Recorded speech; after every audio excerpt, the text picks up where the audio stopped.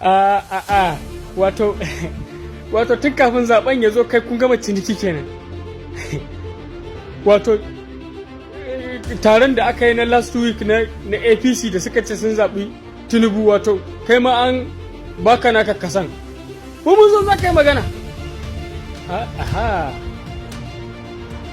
to jahilan ma na bayan da kuka gurbata da sunan muslim sun gano ba za ki wani kudi ne an baka, to wani musulun kuma in ahalari ne ma ba kai, in karka mata salati ne kai, an gano ƙarya ne kuna bata sunan musulunci ne. Ba wani musulmin arziki wanda zai yadda a ci amanan addininsa. Ta yi walƙiya yi, an yi walƙiya an ganku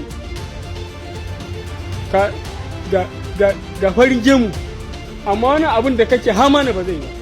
Abin kunya ne wannan. A ɓata sunan addinin musulunci da kai ga shekaru na 40 yau in kai ka haifi duk ƴaƴan annabi Adamu, ina ruwan Allah da kai, ina ruwan Allah da kai. Allah ya ce an ka haifi ƴaƴa zai saka aljanna. Allah ya ce kar ku zama munafukai, kar duniya ta ruɗe ku rinka sai da addininsa kuna sai da ayoyinsa. Wala tassaru bi ayati samanan qalilan. Muslim banza ƙaryar wafi. Ta an gano ku mutumin da bai iya ruku ba, bai iya sujada ba, bai iya tsayuwan sallah ba, ka je ka koya masa addini in gaskiya ne, ya san cewa ya musulun din ne. Mai yaudara yau ina musulun din.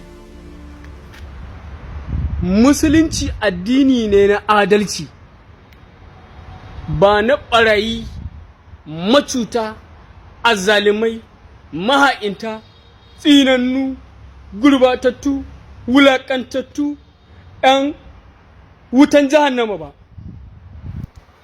Kana aiki da sunan addini ga shekaru, maimakon a ce ku ne kuke yaɗa gaskiya da adalci da tsoron Allah, amma kawai ka ce dala yau na musulun ga su nan musulun din naka kenan da kowa ya gano ku.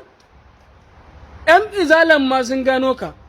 Iya, to kasuwa kai me kai, kasuwanci ne, amma sai ka rinka hada da su. Inda a ce siyasar ka kake kai kadai, amma ya kawo mumbarin musulunci, babu Ishimawi, babu Iziya, babu Risala, babu Muktasar, ba Bukhari, ba Muslim, ba Abu Dawud, ba Ibn Majah, ba Musnad Ahmad, babu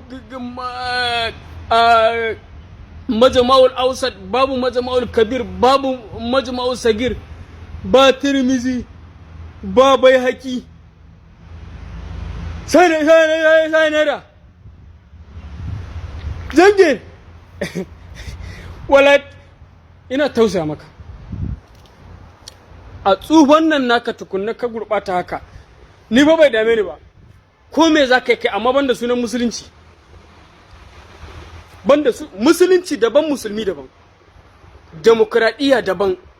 To idan ku ya gane muku, an ku zai ƙare yaudarar ku, kun zo kuna sai ba 1000 ba, billahi lazi 40,000 ma kun sai fetur. Ai an sallame shi, amma da ka sallame ‘yan masallacinsu ma bai raba musu kogoro a cikin kuɗin ba. Kuma muna nan da ku, munafukan malaman ƙasar nan kaf sai mun gama da ku. Insha Allah sai mun baya wa duniya da halayyar ku. Ba abin da haɗa ku da musulunci. Nera, mun zo muna wahala muna leburanci. Ku kai kuna zama masallaci kuna ci da addini. Kuna ci da addini. Ban za ki